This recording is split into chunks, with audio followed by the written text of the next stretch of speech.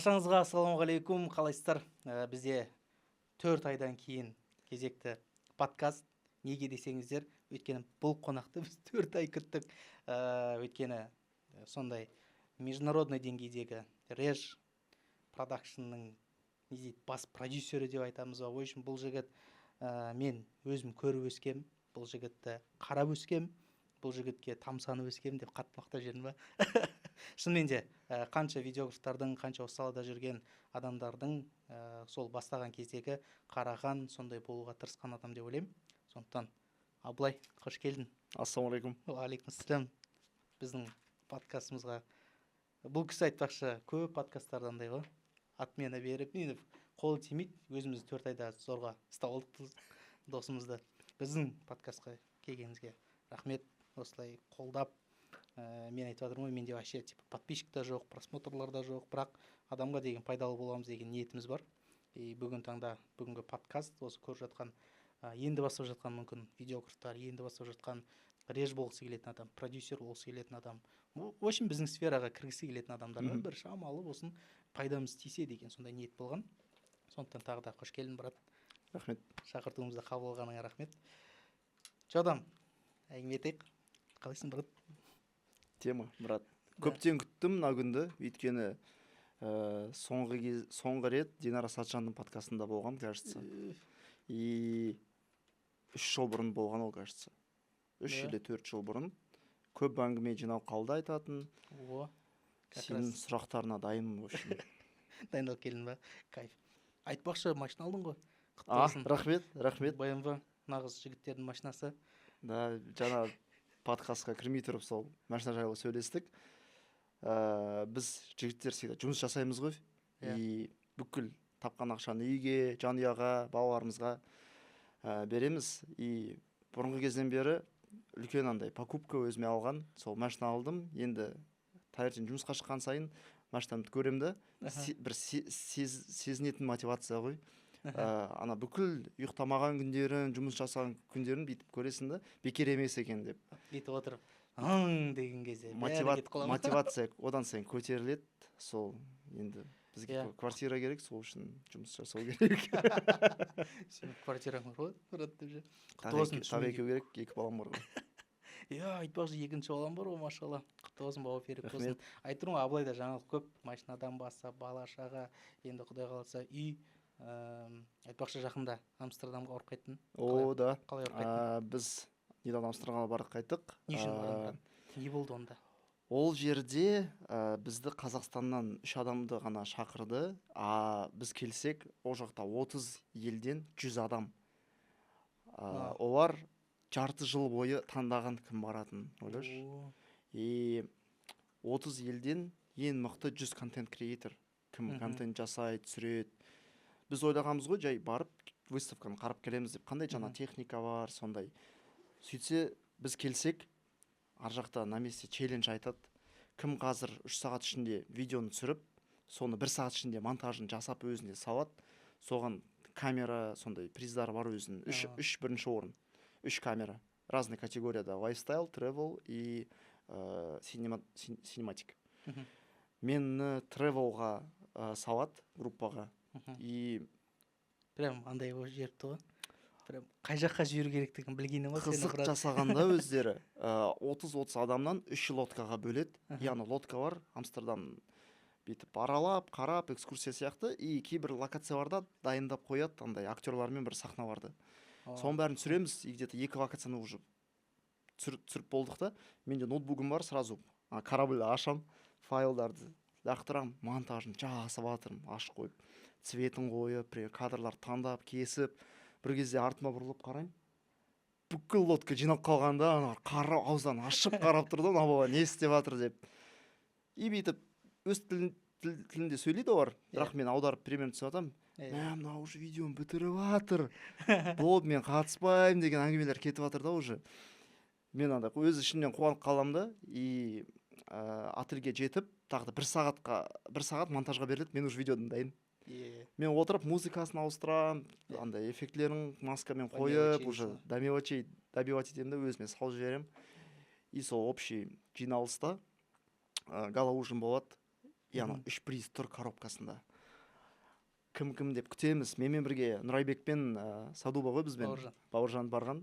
И бір-бірімізге андай да, бір жағынан жақсы мотивация береміз. Қазір олар басқа категорияда, синематикта. Олар 3 категориядан 3 үшеулерінде болдыңдар ма? Олар екеуі синематикта, мен тревелға лақтырады. И олардың да жұмыстары мықты шығады. Каждый бөлек. Нұрайбектікі тизер сияқты шығады, вообще киноның бір тизер сияқты. Бауыржандікі андай лайфстайл, тура андай сторителлингі мықты тоже. И біз андай и жеңгіміз келеді, и бір-біріміз андай поддержать еткіміз келеді. В общем, қызық андай. И бір кезде объявлять етеді, мен жұмысымды көрсетеді, біз ана жақта мәз қуанып түсіре бастаймыз ананың бәрін. И хотя бы бір призді алып кетеміз Қазақстанға.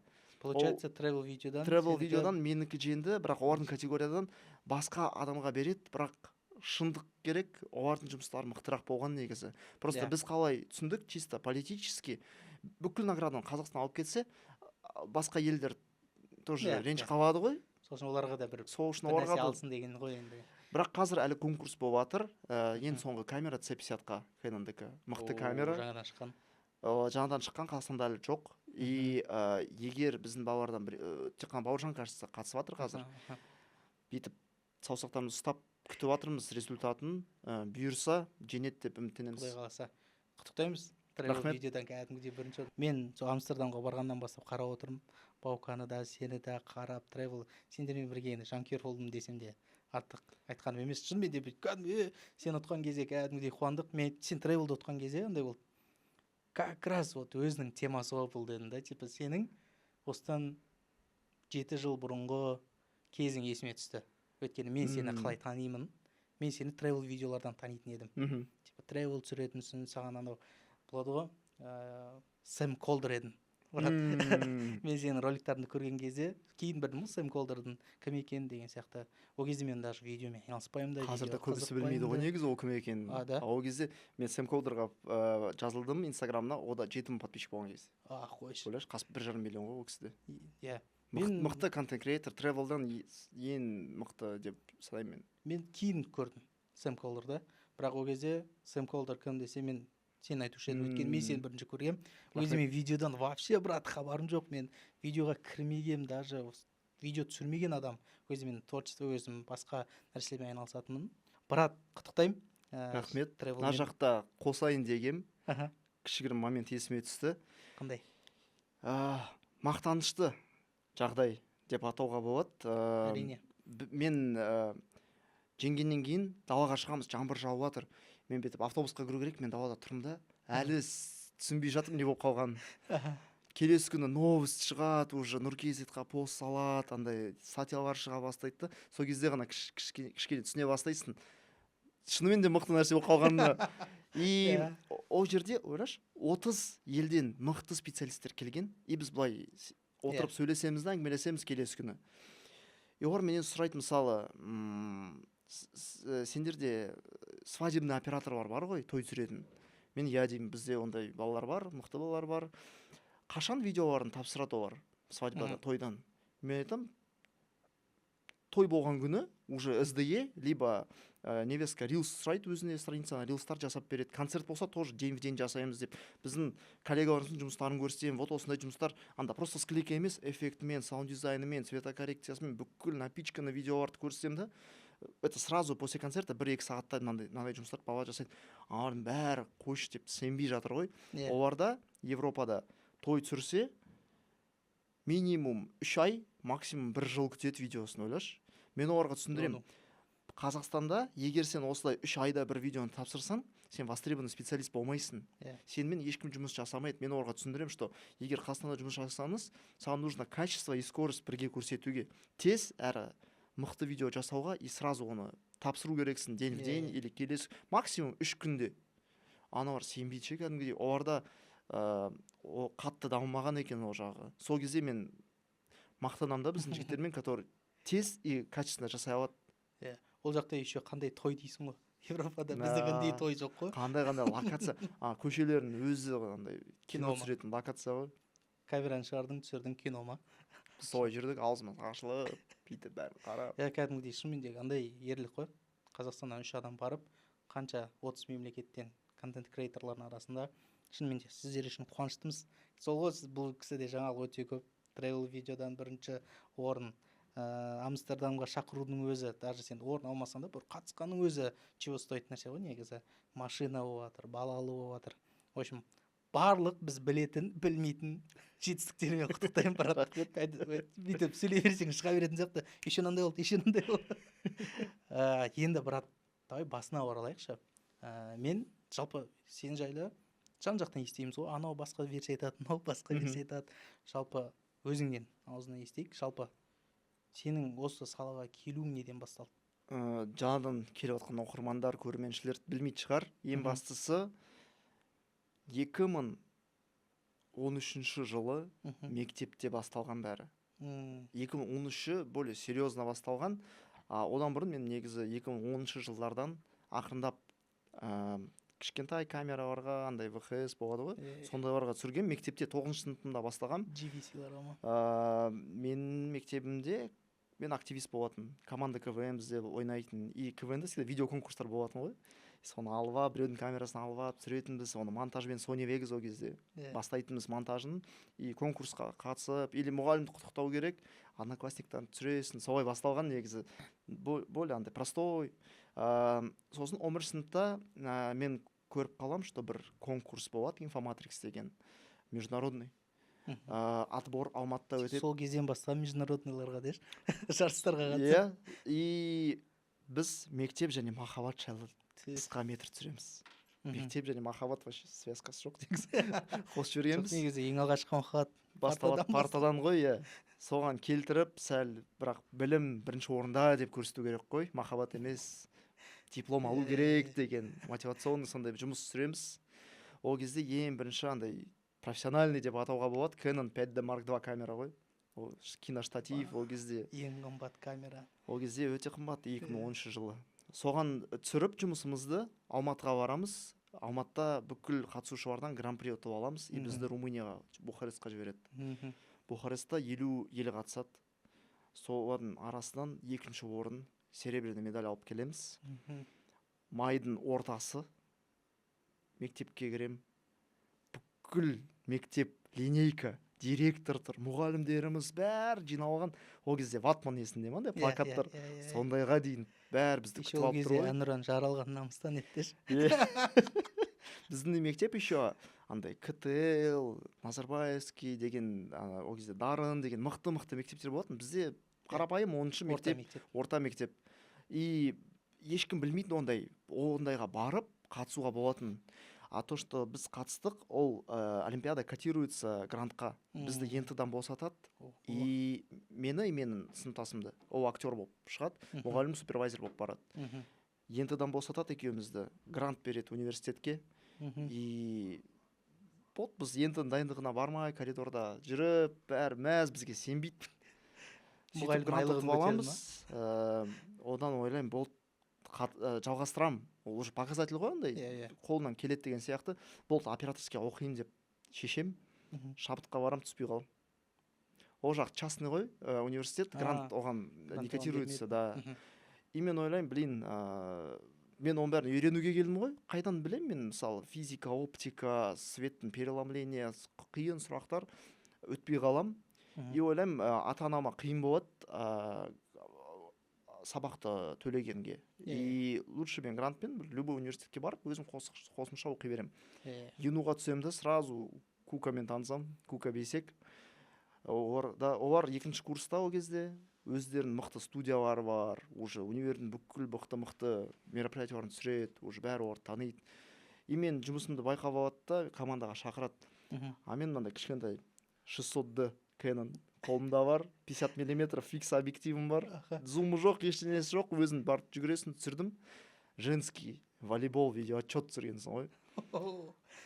12 минутқа қалай саған видеоотчет. 12 минутқа. 1 сағат болған мероприятияның видеоотчет 12 минутқа жинағам ғой. Еще 12 барып краткометражка жасай заман. Көрсетем. Мынау болмайды дейді маған. 1-2 минутқа жасасай, 12 минут кім қарайды дейді. Кука басқа балалар, бәрін барып өзгертіп, короче, қысқа версиясын жасаймын, бірақ ол кезде уже покрасын үстінен лутты салып, бояп, анау видеоотчет емес, реально короткометражка болып қалған ғой. сондай жасап көреді мен талпынысымды командаға шақырады. Солай біз бірге бастаймыз. Sony Vegas'тан премьерге көшемін ақырындап. Контент креаторлар түсінеді. Сол кезде қазір көбісі білмейді Sony Vegas не екенін, CapCut'ты біледі зато. И осылай бастағанбыз, студияда жұмыс жасап, бізде фотосессиялар жасаймыз, съемка, той түсіретінбіз, love story түсіретінбіз. И қалада мені уже танитын кішігірім адамдар, өйткені мен Алматыға жиі баратын, и ол кезде вайндар мода ғой. Братухи Юфрейм түсіреді, мен Юфрейм Арманға барып, мен Алматыға келсем, мені брондайтын балалар. Так, олардың өздерінің операторлары бар, каждый день олар вайндар түсіреді, каждый день кешке вайн шығады. Но мен келсем, менімен бір қиындау бір нәрсе придумать, сценарий. Эффектімен, графикамен бар нәрсе. Түсіріп алайық дейтін ба? И түсіріп алайық дейді. И всегда қызық болатын. Мен уже қаладан кетіп барам, ол кезде самолет емес, ондай бизнес-класс деген нәрсе жоқ, пойызбен. Обратно Астанаға баратырмын, и всегда Жека звондайды. Что там, брат? Нәрсе түсірейік. Я говорю, блин, мен уже Астанаға кетіп барам. И осы 3-4 рет түсіре алмай қаламыз Жекамен. Всегда почему-то ол звондайды, когда уже кетіп баратқан кезде. И олар видео салады, мені астына отметка жасайды. Содан подписчиктар келеді. Всегда осы Алматыға барып бір нәрсе түсіріп жатырмыз.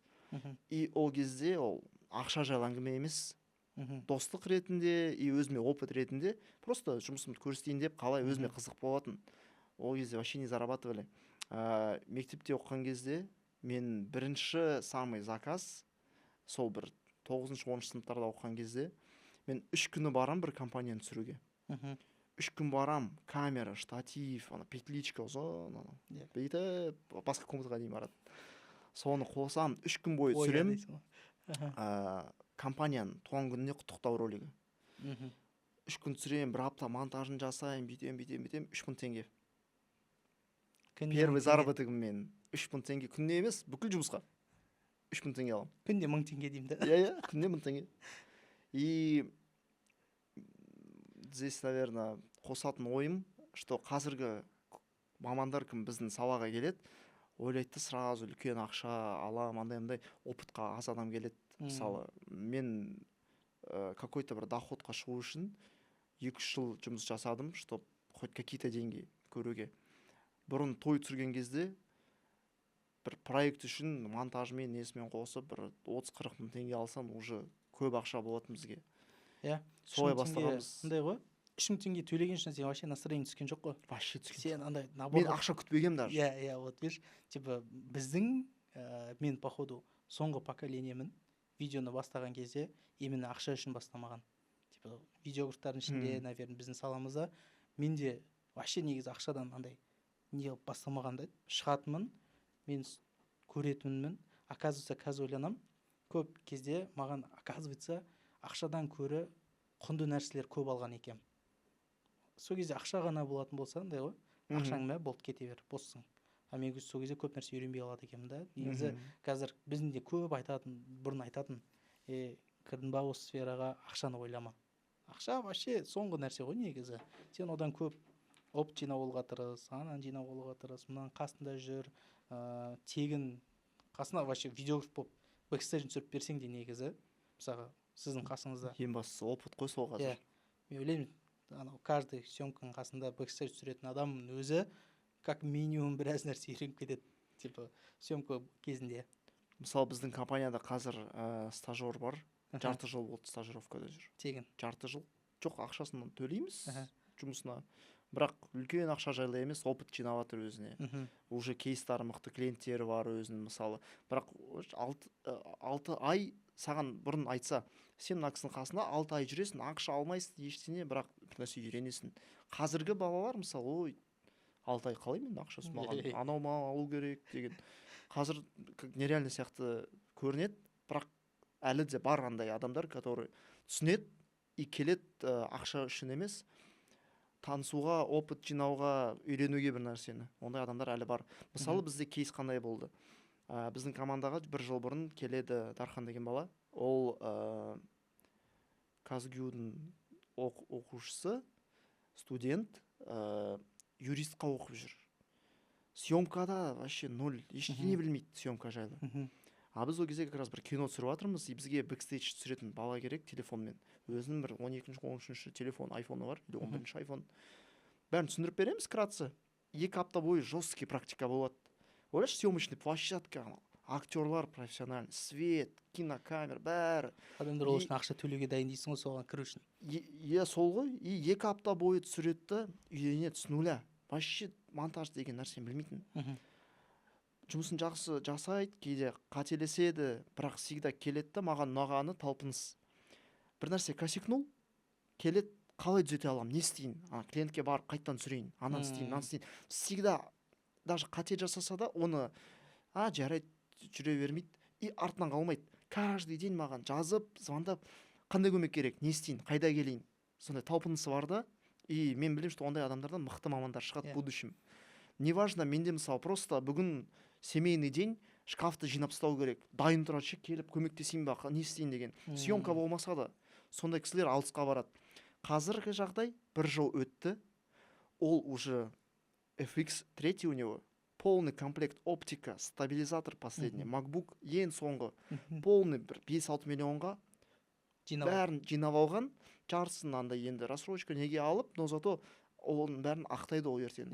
Қазір ол уже мобилограф емес, ол мобилограф болып, уже қандай кейстер жиналып, Егор Кридті түсірген.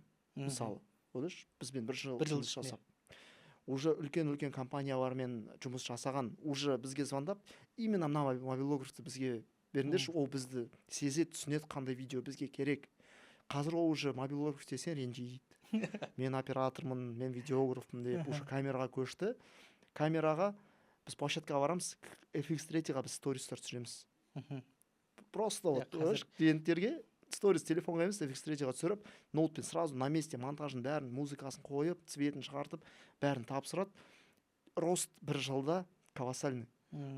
Мысалы, где ты еще найдешь, где за 1 год осылай тез рост болады телефоннан, вообще саладан, 0-дан, полный уже камераға көшті, свет қалай қою керек, қалай жинау керек, ассистент деген нәрсені көбісі білмейді атымен. Соның бәрін уже үйреніп, өйткені каждый день практика. 1 жыл ішінде 5 жылдай практика болып, уже полноценный видеограф өсті 1 жылда. Алып кете бересің. Любой практика уже жібересің, мен қалада болмасам да, барады, бірақ қаншама съемкада хелпер болып шыққан.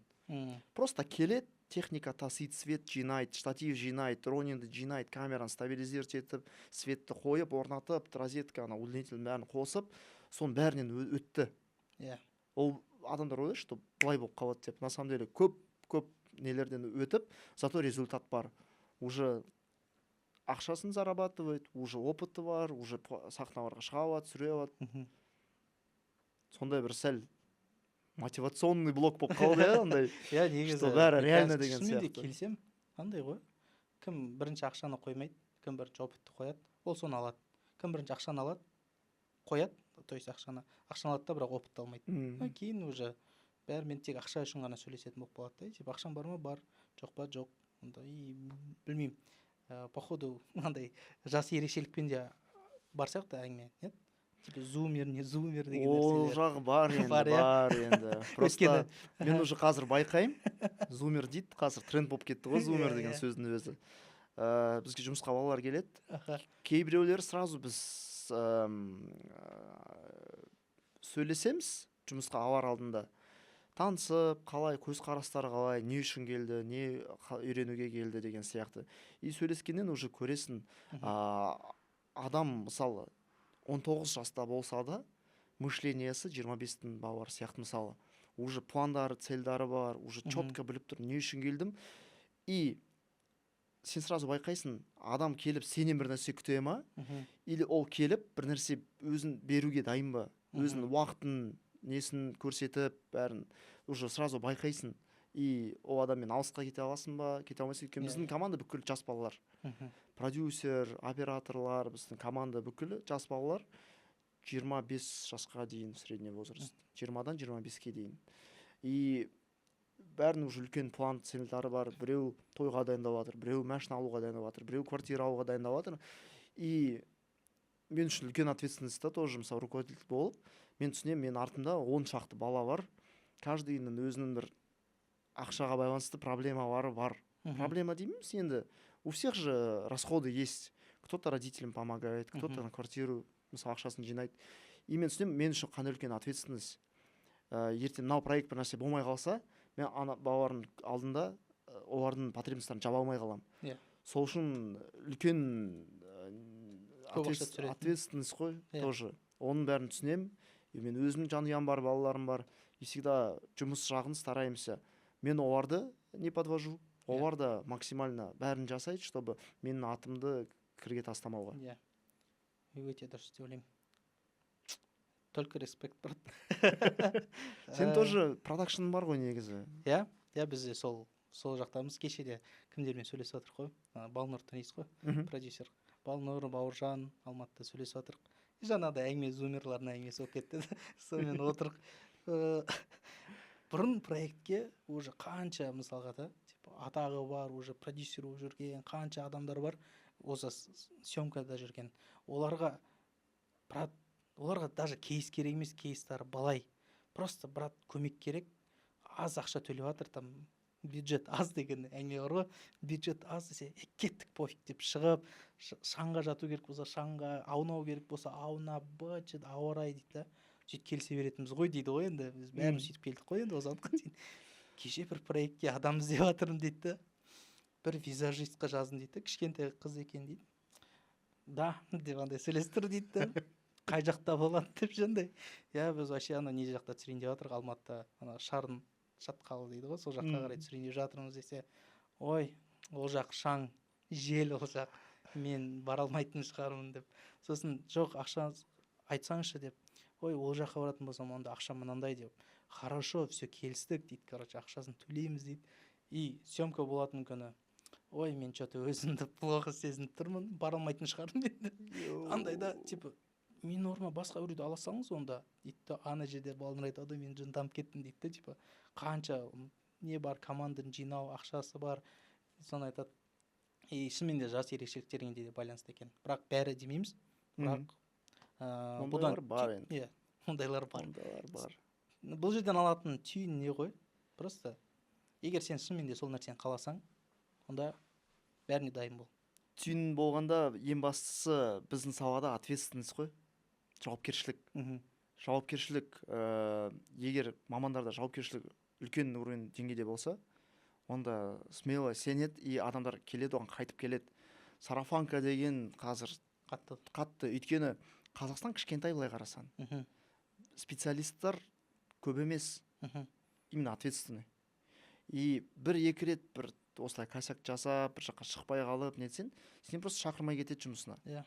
Оны тек қана сол кім постоянно проекттерге шығады, солар түсінеді шығар. Өйткені сен не только өзіңді не подвести, и басқа адамдарды, чтоб қаншама уақытын кетірген проектке, чтоб ешкімді подводить етпеуге, мен кәдімгідей уайымдаймын, мен проектке шақырғанда дайындаламын, қарастырам, қалай былай жасасақ, рисктарын ойлайсың, мына жер былай болып қалса не істеймін мен деп. Ответственность самый такой важный критерий қазіргі жұмыста. Бізде бірнеше рет случайлар болған, мысалы монтажерлармен бір нәрсе болып қалады, или уақытында тапсырмай қалады видеоны, или графиканы дұрыс нете алмай қалады до конца. Постоянно сталкиваешься сондай моменттермен. И ол кезде просто вывод жасайсың, мысалы. Мына баламен 3 рет жұмыс істедік, мысалы. 3 рет что-то как-то проблемно болды, скорее всего, больше жұмыс жасамаймыз. И то сразу андай бір рет косяк жасап болды, ондай бізде жоқ, мысалы. Всегда стараемся. Может, бір жағдай болып қалады, может, бір нәрсе деп. До последнего сенесің ана кісіге. Енді уже 3-4 рет подряд болып жатса, уже, блин, кажется, это знак деп ойлайсың, қоясың. Зато кім косяк жасамайды, кіммен постоянно жұмыс жасайсың, уже сенімдісің да, болды 2, 3, 5 жыл проект жасайсың. И мысалы саған да жақсы да, мысалы сенімен жұмыс жасадық, бір рет күшті өз жұмысымды жасадым. Ойлашы, саған 5 жылдық контракт бізден. 5 жыл бойы саған айына 3-4 проект жіберіп тұрсақ, саған өзіне жақсы ғой, мысалы. Вот сондай кісілерді қазір іздейміз, таңдаймыз. Жетпейді рынокта. Сіздер сондай кісілер болсаңыздар, хабарласыңыздар. Бізде сондай мамандар жетіспейді. Брат, енді айтшы, сенде бір андай болды ма? Выгорание болған кез бар ма? Бәрін тастап, қойшы, болды, осымен айналыспаймын деген. Соңғы рет 18 жылы болған. Ого. Прям, который есімде қалған. Менде 23 съемка подряд болды бір айда. 23 күн, 23 съемка подряд. И кейде андай 23 күн емес, в общем 23 съемка, күніне 2-3 съемка болған күндері. Ол кезде мен Москвада тұрғам, и простой съемка емес, барып бір рилс жоқ ол кезде. Бүкіл съемка бар, қиын. Барасын, либо модтың клипін түсіріп жатыр, ана бэкстейджін түсіресің, либо Егор Крид пен Тиматидің рекламный ролигі, Лейс пен Пепсидің коллаборациясы, мысалы, ойлашы. Үлкен проекттер, и сенің ответственностің үлкен ана.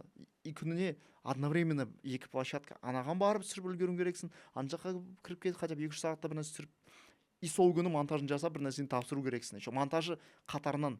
Ол кезде үлкен командам жоқ, жалғызбын в основном, и проекттер жоқ дей алмайсың да, біз андаймыз ғой.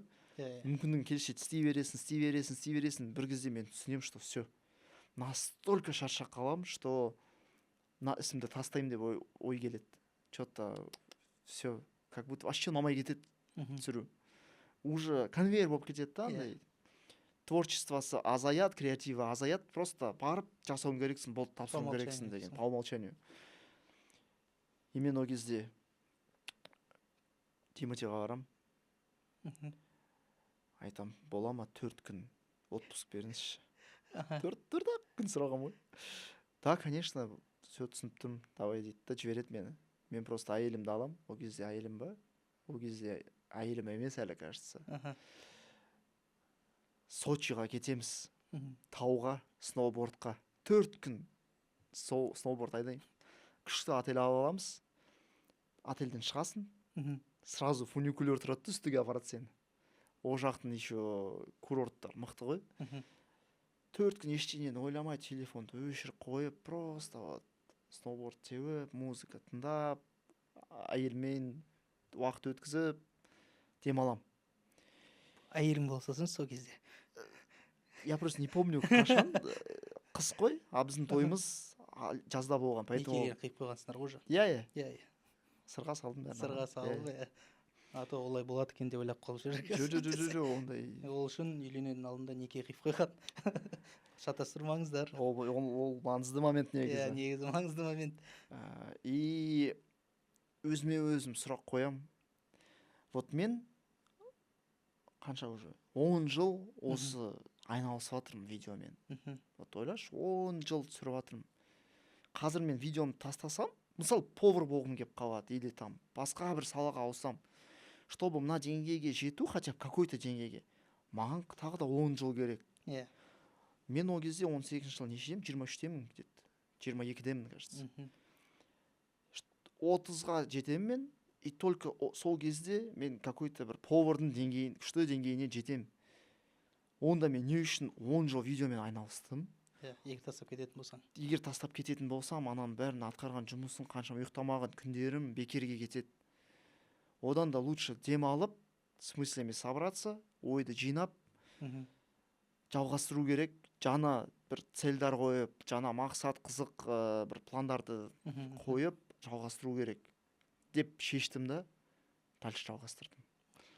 Сол ең бастысы түсінгенім, если сондай сезім саған келе бастаса, что все, шаршап баратым, просто хотя бы 4 күнге вообще камера ішіне өзімен алмай, просто достармен болсын, әйелмен болсын, бала-шағамен болсын, барып бір жаққа 4 күн полный отключиться, бір жаққа барып демалып, алысқа барудың керек емес, Қазақстан ішінде де әдемі жерлер жетіп жатыр. Просто барып, өзіне уақыт бөліп, өз-өзіңмен наедине, өз ойларымен, вообще не үшін мен бәрін жасап жатырмын, не үшін мен видео түсіріп жатырмын, какую цель я преследую. 5 жылдан кейін мен өзімді қайда көріп тұрмын. Андай долгосрочный, краткосрочный пландар болады ғой, мысалы 5 жыл ішінде и жарты жыл ішінде деген сияқты. Соған бәрін қарастырып, демалып, ойынды жинап, жаңа күшпен жұмысына қайту дұрыс деп ойлаймын. Бірақ сен кәдімгі 4 күн деген андай восстановлениең тез екен, брат. 4 күнде қалай восстановление болды? Қазір біз бір нәрсе түсіріп келсек, бір ай жоқ болып кетесің. Бір айдың өзінде еще андай келесі съемкаңа деп біреуді жібере салып, барғың келмей андай болады ғой. Қойш деп тағы да демалу керек. Недавно сториста жағдай болады. біз өзіміз жұмысымызды постоянно сторисқа саламыз, мынандай проектте жүрміз, андай съемка болып жатыр, и бізде андай болып қалады, digital bridge болып жатыр, иә таңертеңнен түнге дейін түсіреміз ананы, түнде вообще басқа съемка, барыс ана хоккейный стадионында түнде түні бойы түсіреміз, таңертең қайтадан digital bridge'дің екінші күні. Ойлашы, күн подряд бәрі, 24 сағат. арасында 2-3 сағаты бар ұйықтайтын. Адамдар көреді ғой бәрін, маған жазып жатыр, сендер де выгорание деген сөз білмейсіңдер ау деймін. Именно ол кезде өзім жұмыс жасай бересің, байқамайсың ғой, реально ойлайсың, блин, уже мен алдыңғы айда бізде қиын перелеттар, андай логистикасы қиын, біз и арасында демалуға уақыт жоқ, и адамдар сұрайды да, мен өзіме сұрақ қоямын да, реально біз неге шаршамаймыз, вроде бы вообще демалмаймыз. Бізде соңғы 2 жыл почти бессъемок күндер болмаған. Соңғы 2 жылда каждый день либо проект, либо сол проектке дайындық, либо проектті бітіріп тапсыру. Сол pre-production, production, post-production үшеу қатарынан жүреді, и стабильно жұмыста 5-7 проект всегда жүріп жатады. Біреу аяқталып жатыр, біреу дайындығы болып жатыр, біреу прям бүгін түсіріліп жатыр деген сияқты. И мен ойландым, егер шынымен өз ісіңді қатты жақсы көрмесең, сен алысқа кете алмайсың, сен постоянно жұмысына барғың келмей, бір отмазка таба бересің.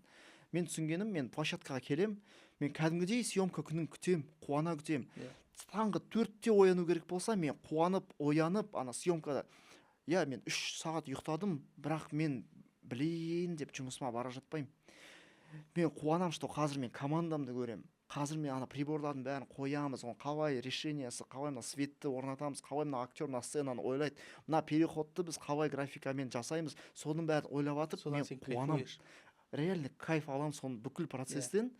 И даже басқа біреудің съемкасы болатып, просто площадкаға келсем, мен қуанасың ше. Одан сен қуанасың, сен ештеңе істемейсің, сен ешқандай ответственность жоқ, просто аның бәрін көресің, қалай басқа кісілер жұмыс жасап жатады, содан энергия мен алам. Наоборот.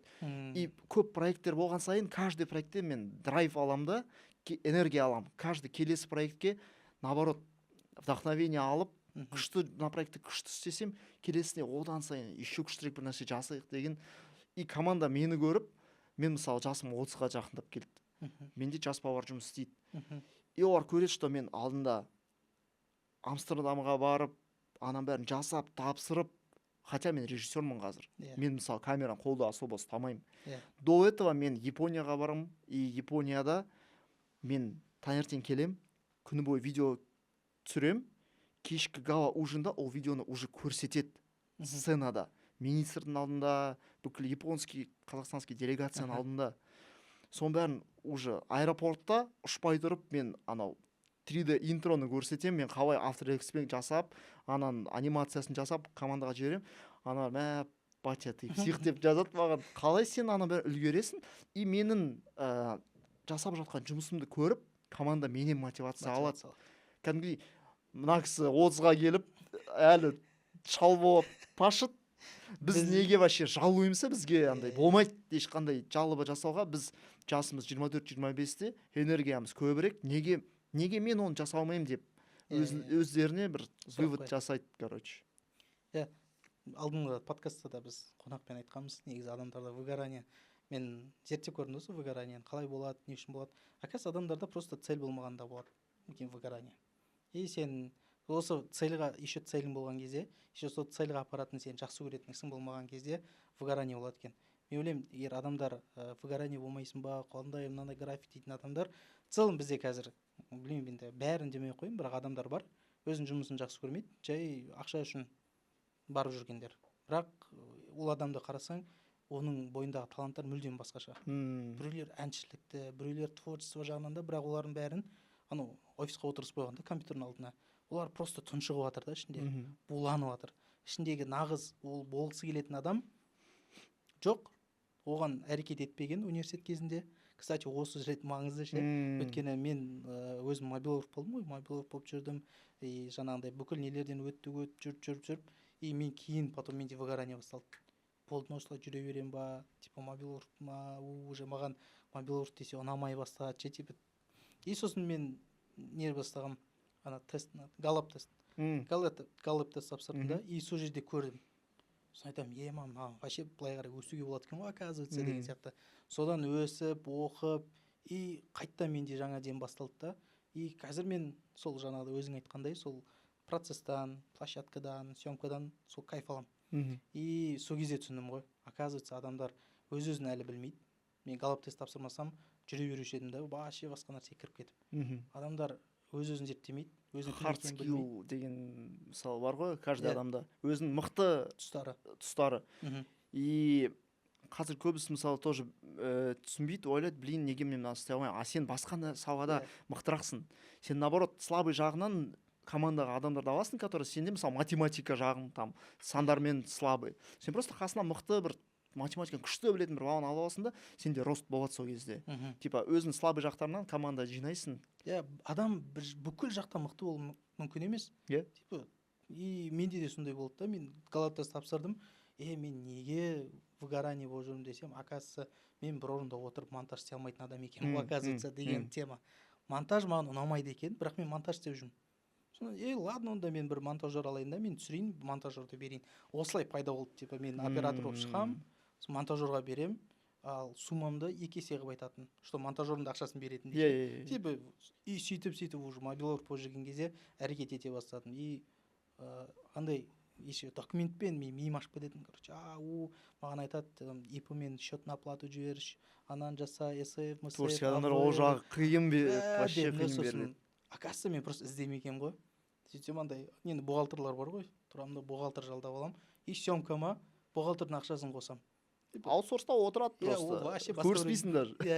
Танымайсың, түрін көрмегенсің. Сөйтіп андай да, мен бұны маған айтқан жоқ та ешкім, короче, былай істесейік қуасың ба деп. Оказывается, мен өзім проблема істеп жүрген екенмін да. Сөйтсем айналып келгенде бәрі смета екен ғой, короче. Проекттің алдында просто смета жазасын, кімнің қандай ақшасы кететінін. Ал мен сол кезде бүкілін өзіме ала бергем. Документті де өзім істеуім керек, мен білуім керек.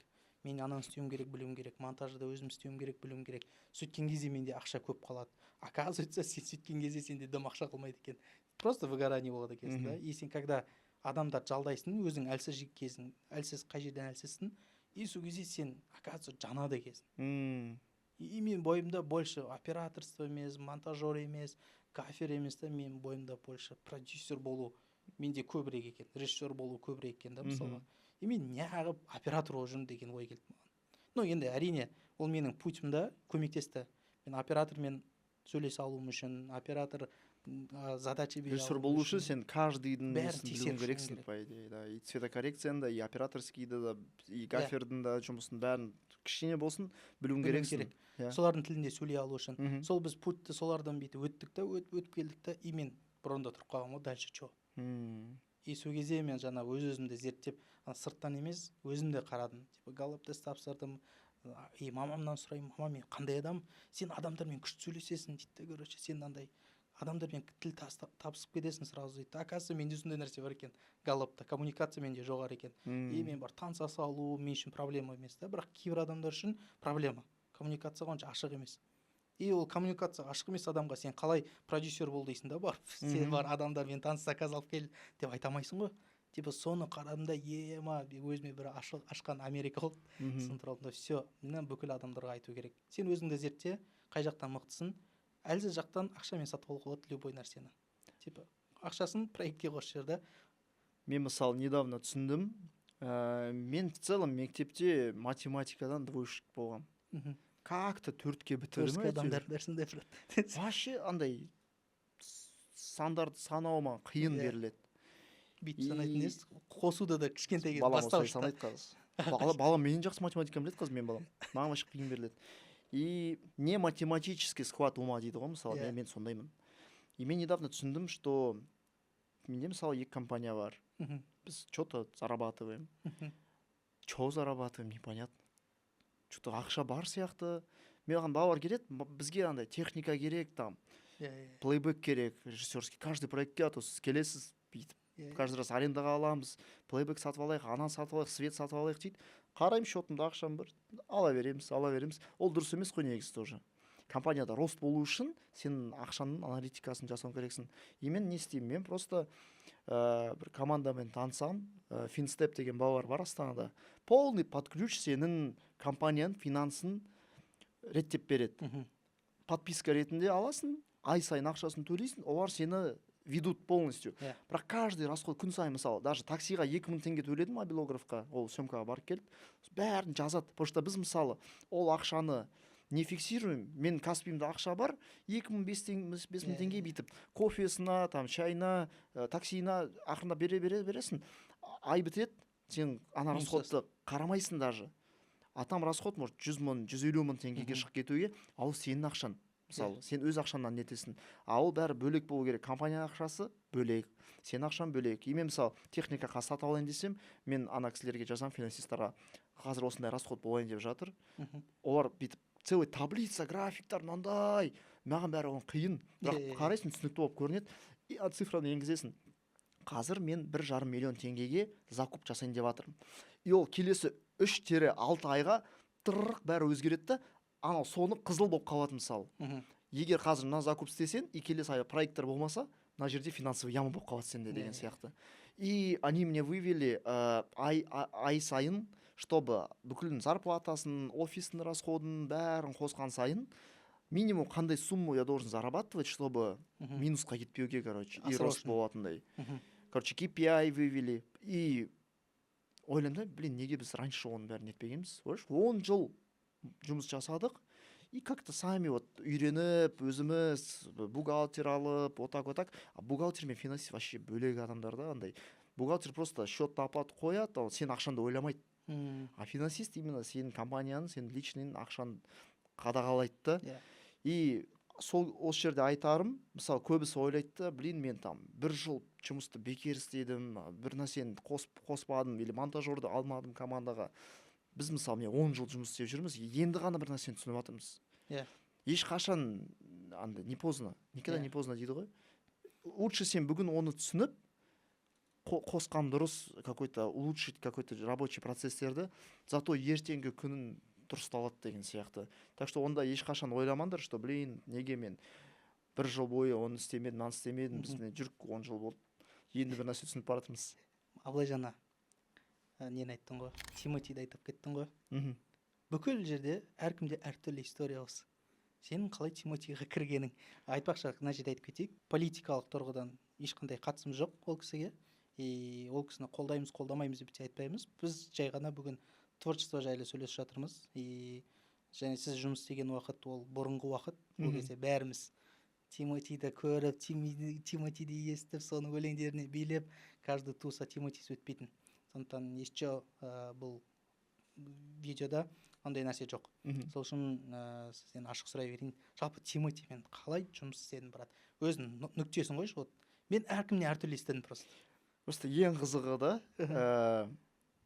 бүкіл алдыңғы подкасттарда осының бәрін айттым. И каждый раз все равно сұрайды. Каждый жаңа танысқан адаммен Тимоти туралы естіп қалса, мен сразу сұрайды, қалай жұмыс істей бастадыңдар, Тимоти қандай адам деген сұрақтар сразу қояды маған.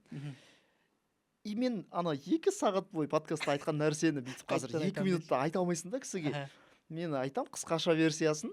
Үйттім, бардым, келдім, ұштым, болды деген сияқты. Қысқа версиясын айтам, бірақ алдыңғы подкасттарда ұзақ полный несін айттым, бірақ қазақ тілінде бірде рет айтпағым, кажется. Так что мен тырысам қазір қатты создыртпай, оны қысқа версиясын тоже айтуға, өйткені ашық қалай бәрін болғанын постараюсь айтуға.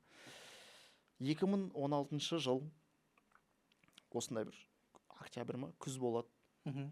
Менде кішкентай офис 15 квадрат. Офис дегенде андай коридор ғой. Ұзын мынандай комната.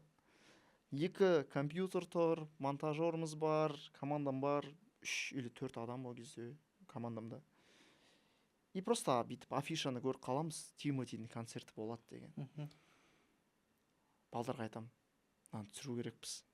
По-любому түсіру керек мынаны, өйткені ол бізде вообще келмеген артист. Ол кезде ол вообще на хайпе, бәрі өлеңдерін білетін. Біздің өзіміздің жұмысын көрсетуге мүмкіндік, үлкен мүмкіндік. И мен балаларға айтам, давайте бірігіп, күшті жұмыс жасайық, көрсетейік. Все бәрі қолдайды, балалар қолдайды, давай түсірейік дейді. Концертке дейін 2 ай бар әлі.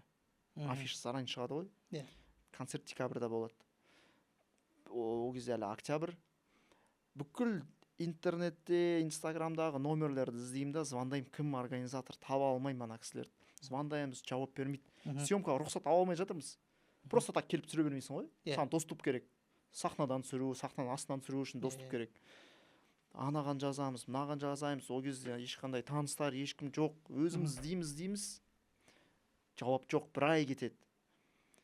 И уже мен командаға бавар, мен тоқтатады да, абыл үміт үзіліп жатыр. үміт үзіліп, уже дедлайндан бәрі жанып, клиенттердің бәрі біз видеоларды күтіп, уже жұмыс жасау керек қой енді. Біз жүрміз ананы іздеп, қалай түсіреміз деп, бүкіл фокус сода. И маған айтады, қойшы, тасташы, оларға видео керек емес шығар, біз трубкамыз көтермейді. Давай басқа жұмыстарды аяқтай берейік. Ничего подобного дейсің ғой. До конца барамыз. Наоборот, мен андай көзқараспен қараймын да. Мен бір ай уақытымды кетірдім. Қалай? Бекерге ма? Тастап кетуге болмайды. Бүйтіп іздеп Тимотидің директор номерін тауып алам. Мынандай WhatsApp-қа хат жазып жіберем әдемілеп. Ол кезде чат GPT жоқ. Қазір сияқты бүйтіп әдемі саған жазып бермейді ешкім. Бүйтіп каждый кнопкасын өзім басып жасамыз. Біз Астанада осындай продакшн команда бар бізде. Даже телефон в шоке құлап отыр. Бізде осындай команда, біз сізге видео түсіргіміз келеді. Ақша керек емес, ештеңе керек емес. Өзіміз жұмысын көрсетіп, сізге күшті отчетный видео жасағымыз келеді деп айтам. Сразу жауап келеді. Все, конечно, түсіріңдер. Көріш? Бір ай жүрдік. Біздің қазақтармен коннект таппай, выход таппай. Ана Ресейден кісілер сразу жауап берді. Только бір условия бар дейді. 1 сағаттан кейін, концерттен кейін видеоны тапсыру керексіңдер. Біз ол кезде, ё-майо, қалай? Нереально бір нәрсе 16 жылы. 1 сағатты қалай? 1,5 сағат болған концертті, еще 2-3 бірнеше камерадан, дроннан бәрін қалай жинауға болады. Түсінбейтін. Ладно, задний жоқ, уже до конца жасаймыз дедім. И концерт түсіреміз. Тимотимен фотоға түсіп алам. Уже мәссін. Күшті бәрін түсіріп, ноутбугым бар. Флешканы салып, сливқа қоям материалды. Машинаға отырам, пассажирскийда слив тұр. И Тимоти андай черный мерседестармен, ана V-класспен ресторанға барады концерттен кейін. Мен Каролламен артынан бүйтіп мына жерде сливім болады, артынан барам. Олар тоқтайды ресторанға, мен парковкасына тұрып аламын да дырылдатып 2 видео жасаймын 1 сағатта. Біреуі кәдімгідей репортажный күшті видео в том стиле, который ол өзіне обычно салатын. Екінші видео просто әдемі кадр болды менде. Тура оның артынан бүйтіп камераны көтеріп атам ширекпен. И бәрі андай фонариктерін көтереді ғой. Әдемі болып қалады бүкіл зал. И ол камераға бұрылып, бүйтіп тоже камераға қарап, күшті бір 20 секундтық отрывок тоже бөлек кесіп, үстіге көтеріліп, жаңағы Тимотидің директоріне airdropпен жіберем. Все, рахмет, жұмысыңызға рахмет дейді. Астына барып, бүйтіп обновлять етіп отырам телефонды. Обновлять етіп, қазір шығам екен деп, 15 минуттан кейін бірінші видеосы шығады. Полный репортаж. Қазақстан рахмет деп салып жібереді. Мәзбін. Уже репост кетіп жатыр. Бәрі бүйтіп тарап жатыр. Отметка есімде жоқ қазір. Жасады ма, жасамады ма, есімде жоқ. Бірақ ол бәрі болып тұр саған. Бәрібір уже болды. Уже и так бәрі комментарийда мені отмечать етіп жатыр. Адамдардың өздері бәрі білет біз жүргенімізді. 10-15 минут тағы да өтеді. Екінші видеом салады. Мен вообще мәзбін. Өйткені мен қанша жыл қарадым, анализ жасадым, дайындалдым, кәдімгідей қандай видеолар салады, қандай моменттер ұнайды, қандай музыкамен, бәрін анализін жасап дайындап қойғам. И қайда барса да, Лондон болса да, бір Америка, бір Европада жүрсе де, любой бір елден бір видео салады да болды. Қазақстаннан 2 видео салады. Мен соған мәзбін. Қуанам, офисыма барам, сағат уже таңғы 3-4 па білмеймін. Біз таңғы 6-ға дейін тағы да 3-ші версия жасаймыз өзімізге. Ол кезде 4:5 формат енді шыққан. 1080-1350-ге который мынандай видео 4:5. Сондай форматта переход, андай Сэм Коллердің стилінде, короче. Переход, влеты, вот это зум-ин, зум-аут, бәрі бар ішінде. Сондайын жасаймыз. Не бар, бәрін қостыңдар. Таңертең өзіме салам страницама сол видеоны. 2016 жыл, декабрь, 360 мыңнан астам просмотр жинайды ол видео. Ол кезде ол бір нереальный цифра бізге. Қазірдің өзінде 360 мың видео мен жинасам, мен қуанам. 2016 жыл вообще біз таңғалдық қалай, а ол видимо СМИ-ға ет қабат, репост жасайды, Тимотидің музыкальный директоры бар, өздерін бәрі пересылать етіп өздеріне стористарына салады, Қазақстан деп артынан өтеді видео. Мен соған мәз болып жүрмін, ештеңе күтпегем. 2 апта өтеді, уже жаңа жылға дайындалып жүрмін. Звонок келеді, незнакомый, таныс емес номер. Обычно көтермейсің ғой, мошенник па, бір нәрсе деп. +9 бір нәрсе деп. Қараймын, Россия бір нәрсе деп тұр. Жарайды, көтере салам. Дұрыс, ештеңе естілмейді, связь жаман. Но мен түсінемін, что Москвадан, Blackstar'дан продюсер мен жұмысқа шақырып отыр. Мен қызымды жұмысына апара жатырмын вообще. Ол қасымда отыр, түсінбей жатыр, шын ба шын емес па. Мен айттым, давайте мен новогодний каникул біткен соң Москваға ұшып келем. И біз бәрін талқылап, сөйлесеміз, әңгімелесеміз жұмыс жайлы. А то былай телефонмен қалай, түсініксіз ештеңе. Все жақсы дейді, 15 январь примерно келе берсеңіз болады дейді. А мен 16 жылы целый весь год бір компания болады, который студенттерді шетелге жібереді университеттерге оқуға. Бір жыл бойы видео түсірем, ақша алмаймын ол компаниядан. Но уговор бізде жылдың соңында мені қызыммен Америкаға жібереді, Нью-Йорк пен Майамиға демалуға. И бір жыл бойы видеоны түсіріп, ақшаны алмаған, бізге виза жасайды береді 5 жылға. Нью-Йоркқа жібереді, мен Нью-Йоркта камера сатып алам, новый. Мәзбін, Sony A7S2 енді шыққан кез. Толқа шығады, Бендичқа барып сатып алам. Canon'нан көшкеннен кейін, менде Canon 6D болған. Вообще мүлдем бөлек қой ол, качество несі бәрі, енді шыққан мощный камера. Видеом новый уровеньға шығады, мен Нью-Йоркта еще жүрсін, travel видео түсіріп, әдемі видео салып, еще Тимотидан кейін вертолет, бәрі бар ішінде. Видео өтеді. И мен Майамиға барам сосын. Қыдырамыз, демаламыз, кадр жинаймын. Астанаға ұшып келем, ақшам вообще жоқ. И мен есіме түседі, мен Москваға бару керекпін ғой, ана жұмысқа шақырып отыр. Не істеймін вообще, ақша, и то камераға ақша жетпей, жездемнен кішкене ақша алған ғой. Келем, жездемге қарызын қайтару керек. Москваға билетке ақша керек. Қалай, не істеймін? Қасымда досым бар, мен барам деген еще көмекшім ғой мен. Бір досым болады, Сека деген, ол кезде Спарта бар ғой біздің команда, соның директоры. Оларда партнерлар бар, авиабилетіне бойынша. Ол маған қарызға ақша беріп, Москва, обратно Астана, Москва билет сатып алып береді. Ұшамыз. Blackstar'дың жаңа офисына кірем. Қаланың ортасында 3 этаж, потолок, дизайн бәрі новый. Қорқып тұрсың ше, ана воротың алдында тұрып, қас не болады деп. Сенбей жатырмын болып жатқан. Досым астында қалады күтуге. 3-ші этажға көтерілем. Креативный директор отыр, продюсерлер отыр, Тимотидің өзі жоқ. Вот так и так Астанада жұмыс жасадыңыз, видео Тимотиға ұнады, ол хочет, чтобы сіз бізде жұмыс жасадыңыз. Сіздің бір какой-то бір видеоны көрсетіңізші. А мен как Нью-Йорктан келдім де, Нью-Йорктың бір видеосын көрсетем. Где-то 20 секунд қарайды да. Болды, бізге бәрі ұнайды, давайте. Не керек, көшіңіз Москваға. Дайынсыз ба? Дайынмын деймін. Жасым 20-21-де. Вообще ештеңе ұстап тұрған жоқ. Мен айттым, маған 1 ай беріңізші. Мен қазір уже дистанционный жұмысты бастаймын. Но 1 ай керек, чтобы қаладағы жұмыстарды бітіріп, ипімді паузаға қойып.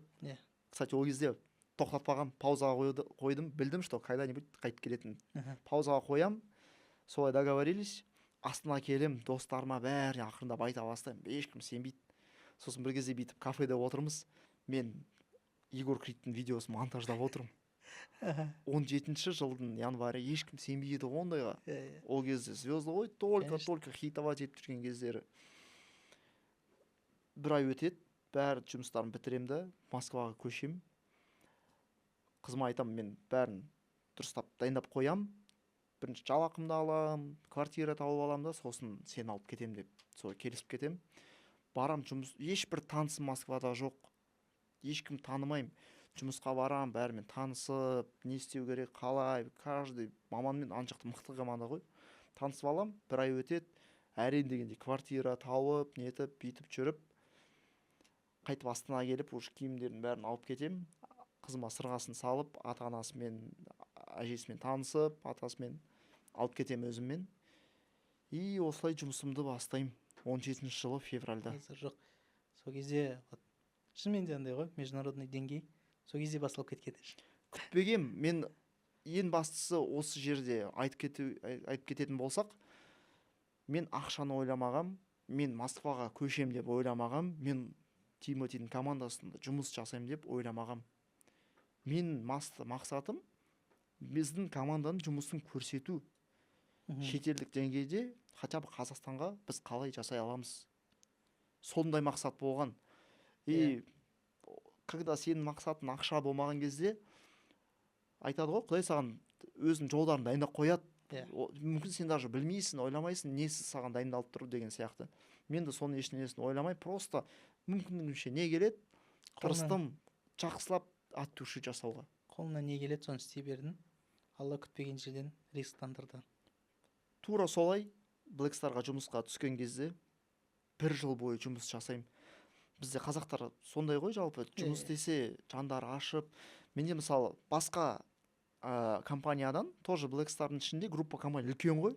Бургерный бар, там картингі бар, там мойкалары бар, қатарынан ашылып атты бәрі. И маған басқа неден келеді, отделдарынан. Мына көмектесіп жіберші, маған логотип қойып жіберші, бір простой задачалармен ешқашан отказ бермегем. Мысалы, Москвадағы кісілер сағат 17:59 уже киімдерін жинап атып, жұмыстан кетуге дайын болады. Мен бірінші ай, менде үйде ешкім күтпейтін. Әлі қызым келмеген. Үйде телевизор да жоқ, диван, кровати да жоқ, диван. Сода ұйықтайтын мен. Үйге асықпайтын. Жалғыз ешкімге керек емеспін. Мен түнгі 10-ға дейін жұмыста қалып, жұмысымды істейтінмін. Пока охранник мені қуып шықпағанша. Со временем мен договорился, что мен даже таңертеңге дейін десе надо, қала алам, өйткені продакшн ғой, білесің. Кейде түнде істеу керек, съемкадан кеш қайтасың. Үйге асықпайтын, жұмысымды істей беретін. И басқа отделдан келіп, маған бір нәрсе сұраса, ешқашан отказ бермейтін. Максимально уақытын тауып, көмектесе түні болсын, таңертеңге дейін жасап жіберетін. 1 жыл өтеді, и новогодний корпоративта мен сотрудник года береді. Жыл бойы ешқашан сөздерін қалдырмай, мүмкіндігінше бәрін көмектескен үшін маған сондай не береді. Мен вообще андай күтпегем ештеңе. Не болып жатыр деп. Не болып жатыр, жарайды, мені со сцены Пашу, директор компании шақырады. Награда, сертификат машинаға береді. 1 жыл жұмысыма атқарған. Мен сол видеоны түсіріп, как раз біздің балалар түсіріп атады. Корпоратив просто түсіресің ғой обычно. Соның бәрін жинап, мен инстаграмға пост салам. Мәз болып үйге барып, ұйықтаймын. Таңертең оянам. Не болып жатыр? Телефон 1040 сообщение. Звонок пропущенный. Сөйтсе, ана постымды бәрі салып тастаған. Тенгри, ЗТБ ол кезде ВКонтакте 1 миллион қанша подписчиктар, ВКда, достарым WhatsAppта, маған до сих пор ол картинка бар, мына жаққа жіберем, көрсетесіңді. Пойызда газет таратып жүр. Менің фотоммен Путь Абай деген бар ғой, Путь Аблай деп жазып қойған ғой. Газетте жүрмін мен. Базар. Бәрі звондап жатыр, туыстардан бастап танымайтын адамдарға дейін. Анау пост вообще былай тарап, бүкіл новостной порталдан бәрінен шығады. ВКонтакте, сайты, газеты, новости, телевидение, бүкіліне салып кетеді анан. Ол кез бәрі біз андай ғой, біз қазір Қайраттың вратарымен сияқты ситуация негізі. Ұқсас. Қайда қазақ шетелде бір деңгейде жеткен кезде біздікілер кәдімгідей қолдап андай кетеді ғой. Сол жағы приятно, что байқады, что поддержка күшті андай сөздер. Біз негізі творческий адамдар, бізде ақша маңызды емес қой, бізге маңызды обратный связь. Чтоб сен түсірген видеоңды адамдар көрді, көбірек просмотр болсыншы, көбірек адам көрсінші, көбірек комментарий жазсыншы. Қалай күшті свет қойды, қалай күшті деген. Любой бір, даже жаман нәрсе жазса жаза берсін, зато адам қарады. Реально, по факту жаман нәрсе болса, натуре қолдайсың ғой сен. Ешқашандай болмайды сенде, деп ренжімейсің. И мен оянам, какой-то бір андай түсінбей жатам, не болып жатыр деп, анам бәрі жазып жатыр бәрі. И мен сол есімде бар, как раз новогодний корпоратив өтеді, и мен Новый годқа Қазақстанға келем, Астанаға. Таможняда тұрмын, бүйтіп мен паспортымды қарап жатыр таможня. Бүйтіп қарайды. Мен бір нәрсе болып қалды ма деп қорқып отырмын да. Братан, сен емес па? Новостида салды ғой, Тимотимен жұмыс істеп жүр. Ұялдым ше. Мен всегда күттім андай моментті, қашан мені адамдар тани бастайды, қолдай бастайды. Бірақ когда это пришло, мен қорқып қалдым. Ойлашы, бүйтіп көшеде келе жатасың, бәрі бүйтіп қарап атып, бір нәрсе. Сені бір жамандағанда бүйтіп басында түсінбейсің ғой.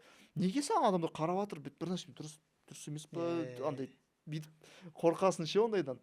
Сосын аэропортқа келем, багажымды алып, бүйтіп су алайын деймін, магазинға барам. Продавецтар тұрды, тоже бүйтіп қарап, бүйтіп көрсетті да, мен новостимді көрсетіп, сіз емес па деп. Не айтарым білмеймін ол кезде. Қазір уже кішкене уже үйреніп алдық. Ол кезде енді мен еще жаспын ғой, жасым 23-те, 23-ке енді толдым. Қорқынышты болды, неге бәрі бүйтіп қарап жатыр деп басында түсінбейсің. Сосын уже сәл үйреніп, бүйтіп, уже мен солай болып қалды деп үйреніп алдым сәл.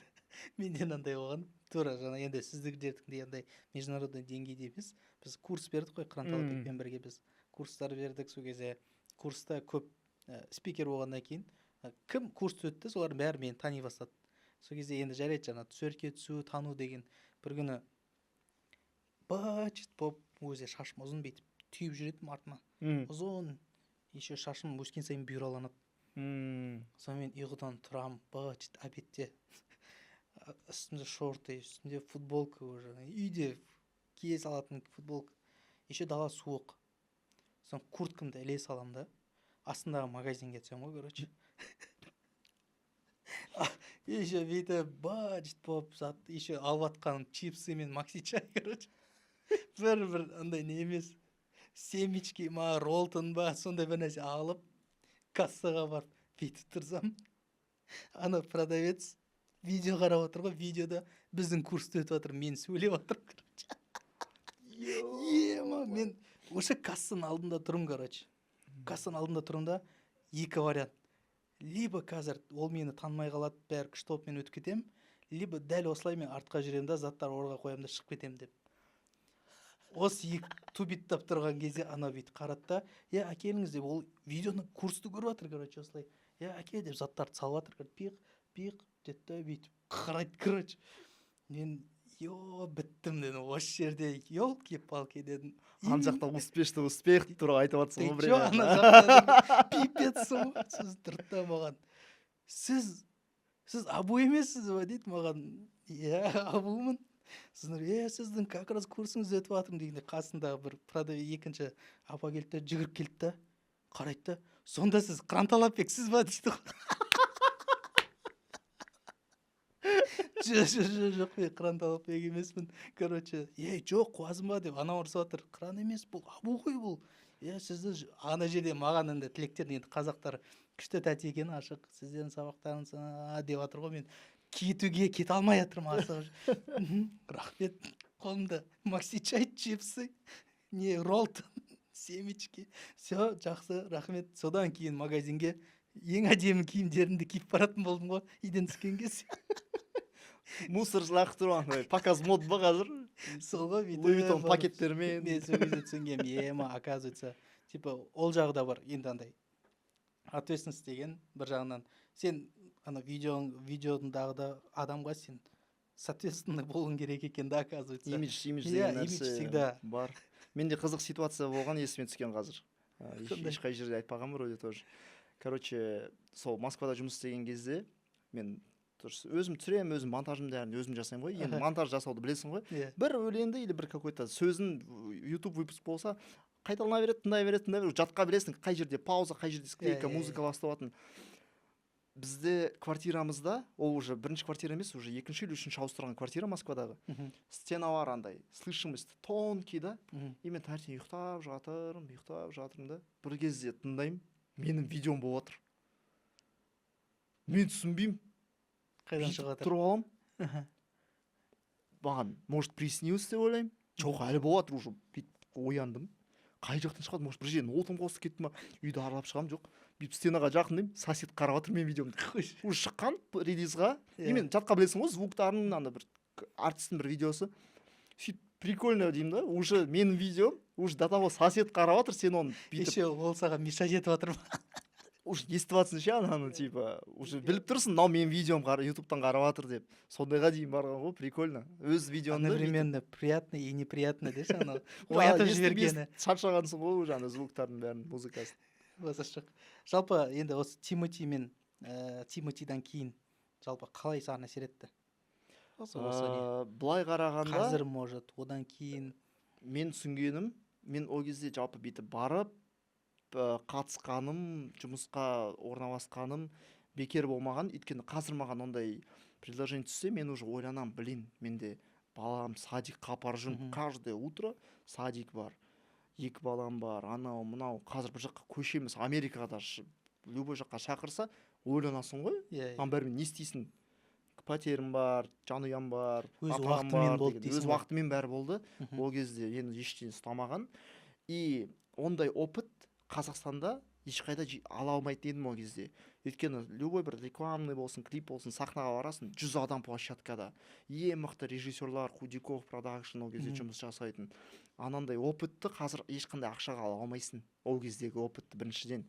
екіншіден Тимоти ешкімді алмайды ғой мысалы наставничество ментор ретінде иә а мен по сути 90% уақытты 5 жыл ішінде қасында жүрдім 3 жыл постоянно қасында соңғы 2 жыл мен дистанционка ковид басталғалы мен дистанционно чисто ұшып барам түсіремін қайтып келемін Астанаға солай жұмыс жасайтынбыз и ондай ол кісінің опытын тәжірибесін бүкіл ешқай жақтан басқа кісілерден ала алмайсың ғой даже ақшаға да ала алмайсың қанша ақша болсын оны барып қасында жүрмейсің ғой ол кісінің қасында и сол өте бағалы болды мен үшін қазіргі кезде де кейбір жерлерде мысалы бір нәрсе сөйлер айтар алдында бірнеше рет ойланасың мынаны айтасың ғой мысалы видеоға да сөйлеп жатасың ертең бүйтіп қисық дұрыс емес түсінбей қалатындай болмап көп моменттерді жақсы жақтарын өзіне тырыстым алуға и өте мен үшін мықты опыт болды қазіргі күнге дейін әлі де қолдануға тырысам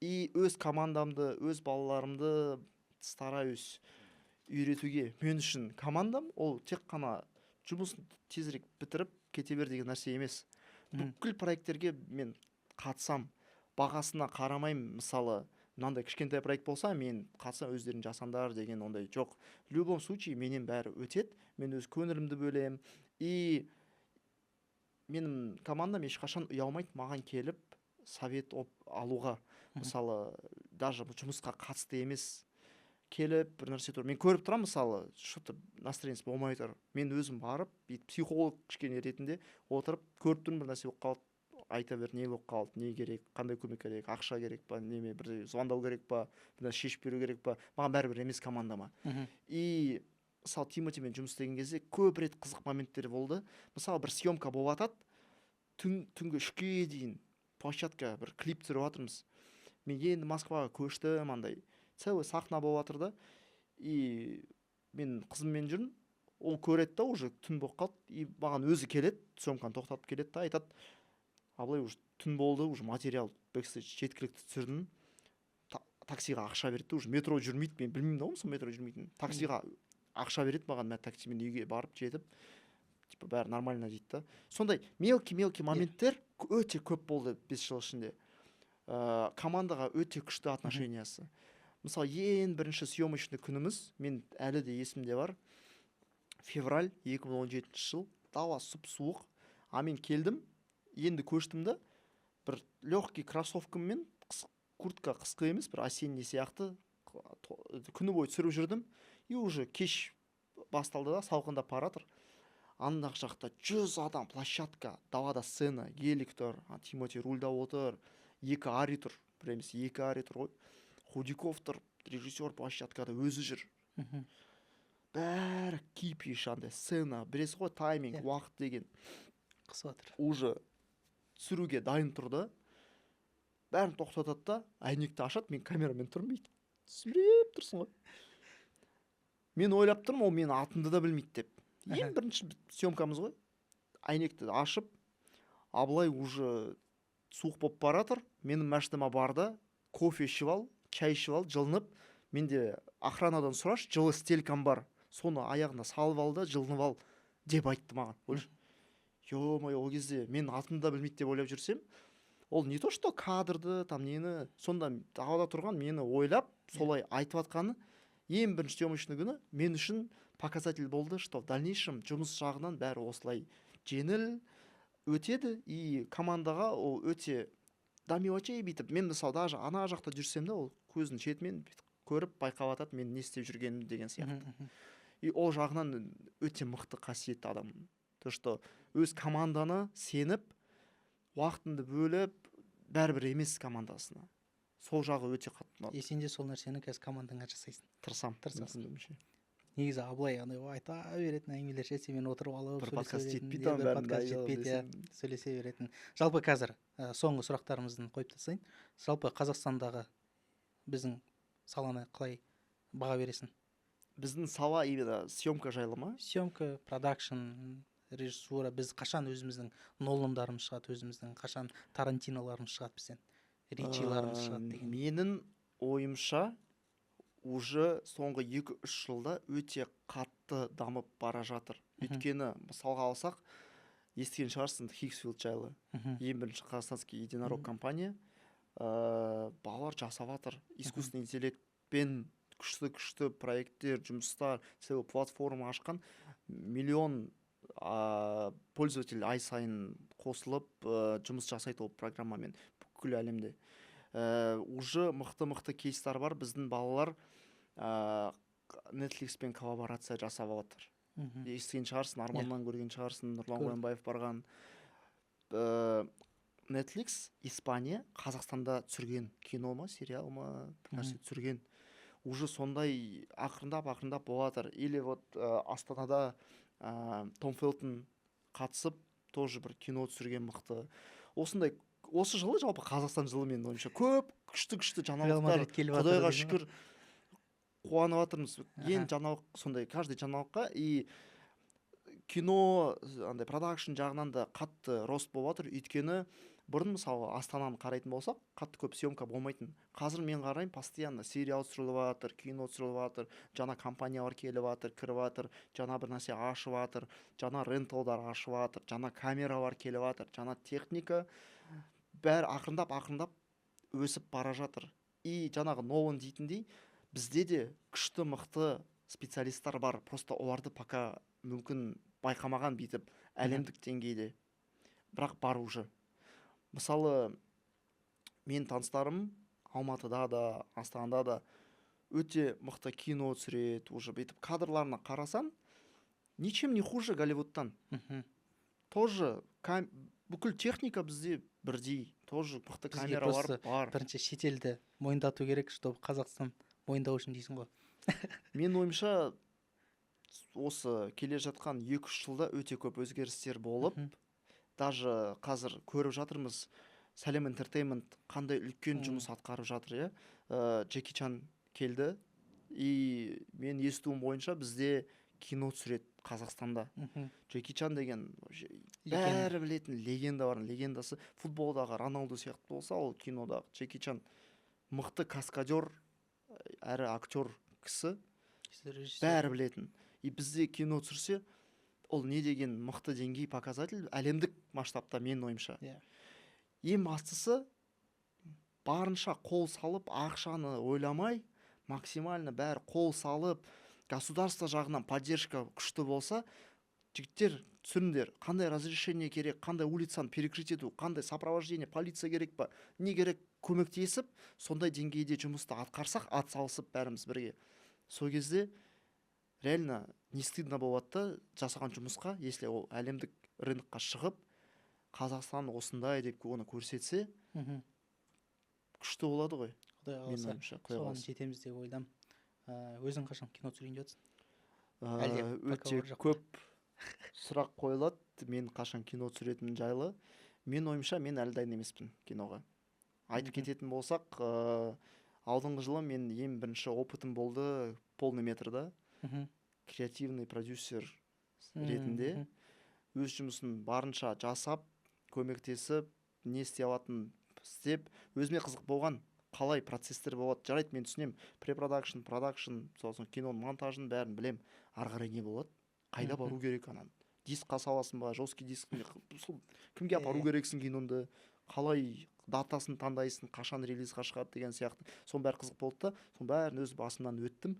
Жұмысы шынымен де көп екен. Мысалы режиссер ретінде мен дайын емеспін киноға. Себебі бір кино түсіру үшін минимум 8 айың кетеді бір проектке. А сен ойлашы, 8 ай бойы вообще доходың болмайды, бүкіл фокусым бір проектте. А мен мысалы расходтарым қазір садигім бар, андай мындай жетіп жатыр да.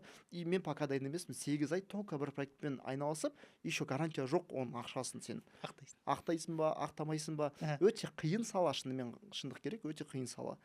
Продюсер ретінде мен дайынмын. Өз үлесімді қосып, креативный жақ болсын, раскрутка киноның болсын, медийный жағынан болсын, бір идея жағынан болсын, өте қызық маған, қатысқым келеді. Ұсыныстар бар қазір, уже айтып жатыр маған мықты продюсерлар. Бұйырса, может быть, мен тағы да қатысам үлкен киноға продюсер ретінде. Бірақ режиссер ретінде мен ойымша әлі 2-3 жылдай айналыспаймын режиссер ретінде. Күтеміз. Бірақ сізден егер кино түсірсем, қандай жанр? Триллер. Өйткені өзіме ұнайтын жанр. Бүкіл кино бүйтіп уайымдап, ана главный геройға қалай болады, не болады. И обязательно бір не банальный бір развязка болса, өзіме сондай ұнайды. Бір сәл экшн, триллер жанры өзіме өте ұнайды. И бізде, мен ойымша, аз түсіріледі ондай жанрда кинолар. Көбінесе комедия, көбінесе қазір хоррор тренд болып жатыр мысалы. Бірақ триллер көбірек түсірілсе, мен өзім аса күтемін сондайды. Құдай қаласа. Соңғы сұрақ, Абылай Қайыржанов болу үшін не істеу керек? Осылай көп сенде заказдар болу үшін, сенде продакшнды осылай асырау үшін, саған көп операторлар сенімен жұмыс істеу үшін, в целом сен болу үшін не істеу керек? Жақсы сұрақ. Ойланарлықтай. Мен неге дайын болуым керек? Егер Абылай Қайыржанов болу үшін не істеу керек десеңіз, ол 15 жыл бойы дұрыс ұйықтамай, заказдарды уақытында тапсырып, клиент жазса, максимум 15 минут ішінде жауабын қайтарып, 3 айға жоғалып кету деген жоқ, сразу жауап бересің. Ең бастысы ответственность и ақша үшін емес, таза ниетпен бар мүмкіндігінді салып, каждый проектке, неважно, бүгін сен мысалы кішкентай компанияға түсірдің, ертең бір үлкен компания саған келді. Саған ешқандай үлкен компания келмейді, егер сен осындай кішкентай нәрселерден бастамасаң. Сол үшін ең бастысы рисковать ету керек. Егер мен рисковать етпесем, мен 40 миллиондық проекттерге жетпеуші едім мысалы. Көбісі сол рисктан қорқады, ответственностьтан қорқады. Рост сол жерде, қай жерде сен көбірек өзіне ответственность ала бастайсың. Андай үлкен бюджетке дайын болуың керексің. Мен ананы көтере алам деп. Қорықпауың керексің. Егер осының бәрін жасасаң, Абылай Қайыржанов все равно болмайсың. Бірақ тырысуға болады. Құдай қаласа. Көргендеріңізде әркімнің өзінің жолы бар. Сіздер Абылай Қайыржановтан да лучше бола аласыздар. 100%. Өйткені Алла сіздің берген ризығыңыз бөлек, Абылайға беріп жатқан ризығы бөлек, әркімнің ризығы бөлек деген сияқты. Сондықтан мысалға просто Абылай Қайыржанов қазір өзінің 15 жылдық опытымен бөлісті. 15 қой? 15 жылдық. Сіз просто осы салаға кірсеңіз, енді бастап жатқан болсаңыз, немесе осы салада жүрсеңіз, сіз 15 жыл кетірмейсіз. 15 жыл кетірмейсіз. Мысалы жаңағы айтып кеткендей, біздің бала 1 жылда рост мықты болды. Дұрыс, қасында команда адамдардың окружениен дұрыс болса, өте тезірек дамисың сен. Қасындағы мықты окружение сені наоборот үстіге қарай тартады. Егер если команданда андай кісі болса, который, ой, бүгін ана істей алмадым, ертең келе салам, артқа тартатын, ондайлардан нужно подальше держаться и не бояться увольнять таких людей. Все, Абылай, от души, прям бүгінгі подкаст, өзіме ұнаған подкаст болды. Құдай қаласа алдағы уақытта көптеген. Енді бір подкаст жетпейді негізі. Біз өзіміз часто сөйлескен кезде андай ғой. Өзіміз отырып сөйлесе бере аламыз ғой. Бірақ Құдай қаласа алдағы уақытта тағы да подкасттар сізбен жазамыз деген ойдамын. Құдай қаласа. Тек үлкен-үлкен жетістіктерде бірге, может, үлкен бір съемкаларда кездесіп қалуымыз. Вообще вот айтайын деп отырдым. Осы подкастта как раз соңына бүйтіп кто-то осмотрел. біздің Абу екеуміздің коллаборациясы бір рилс болсын совместный или бір совместный жоба түсірсек, егер де может осы жылдың соңына реально бір күшті проекттер болса, коллаборация жасағанымызды қалайсыз ба, комментарийға жазып кетіңіз. Біз, может быть, что-нибудь интересное сделаем вместе, порадуем зрителей деген сияқты екі аудиторияға совместный бір нәрсе жасап, Құдай қаласа күшті болар еді. Рахмет, Абылай. Бізде достарымыздан сізге сыйлық, бізге каждый қонақтар келген сайын осындай сыйлық береміз. Не деген күшті, сразу айтпадың ба сен, оны 4 ай күтпей келетін сразу келетін деді. Біздің достарымыз Арғымақ. Сіз енді шетелдерде көп жүресіз. Әрқашан шетелде жүрген кезде, мен өзім шетелге шыққан кезде әйтеуір қазақтың бір нәрсесін алып кетті. Енді қазақстанский шоколадтан бөлек үстінде де бір қазақтың шаңырағы, қазақтың туы деген сияқты осындайлар болған қалаймын. Сол үшін де мен кепкаларымды шаңырақпен осылай. И сол үшін мен Арғымақ достарымыздан всегда алып отырамын. Футболка болсын. И сізге де шетелде көп жүресіз. Сол үшін қазақтың атын шетелде де рахмет көрсетіп жүре берейік. Құдай қаласа кішігірім осындай біздің сыйлық. Қазір подкаст біткен соң құшақтаймын сені. Все, рахмет. Бүгін егер подкаст ұнаса да ұнамаса да астына комментарий жазып кетіңіздер, ойларыңызды жазып кетіңіздер. Тағы да не жайлы айту керек, кімді шақырайық, сіздерге ұнап жатыр ма ойларыңызбен. Енді жаңа Абылай айтқандай, бізге негізі обратный связь қатты маңызды, ақшадан да басқа нәрседен де. Сол үшін сіздерден көп күтетін нәрсеміз лайк, комментарий, подписка жасап, біздің видеоларымызды репост жасап, сондай бізге жылы лебіздеріңізді білдірсеңіздер, соның өзі бізге жетеді. Және де егер бір сәл арамызда недосказанность болып қалса, популярный сөз ғой, недосказанность бар арамызда деген мем ғой. Сол сәл бір теманы до конца ашпасақ егерде, или бір тағы да қызық сұрақтарыңыз қалса, осы подкасттың астына комментарийға, либо Абуның дайрегіне жазып, мен осындай бір теманы қызық ет, без проблем, тағы да бір келіп, бөлек сол сұрақтарды жинап аудиториядан. Соны тағы да, если что, можем екінші бөлім шығартуға, егер жеткіліксіз болса мына материал. Сіз келем десеңіз, біз әрқашан дайынбыз. Рахмет, Абылай. Рахмет, үлкен. Все. Ұмытпаңыздар.